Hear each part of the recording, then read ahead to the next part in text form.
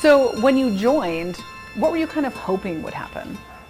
Well, I was hoping that I'd be able to be an influence in somebody's life and make a difference, and maybe we would become friends, which we have. So George was 6. What did you think when you first met him? I thought, boy, this guy is little. He had a little bit of a streak where he had a little problem in school. You know, I guess you don't know what to expect when you get matched. But I remember the first time I got called to the principal's office, thought, oh no, and I go in there and George is sitting there with the principal and the teacher, and I'm thinking, how do I get through this? But we got through it, and each year he got better. And there was a lot of help I got from big brothers. If ever I got stuck, like, what do I do with George in this situation, you know, they would help. George, do you remember what you thought when you first met Tom? But my first impression, that I cannot remember, but I do think, I do feel that it was a little old. He was older than I thought.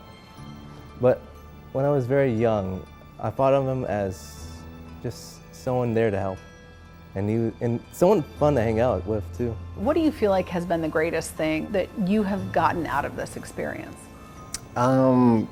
Seeing him grow, seeing him mature, coming out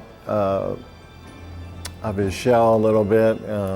We're still working on that. We're taking improv classes at the Flying Pig. So giving him a first-time experience with things. First time we went to the melodrama, first time he flew a kite, first time he had a root beer float, and he was like, wow, what is this? Do people know about this? How do you think your life would have been different if you had never been matched? That's something I thought about as well. I'm like, where could I have gone without him? You know, probably worse.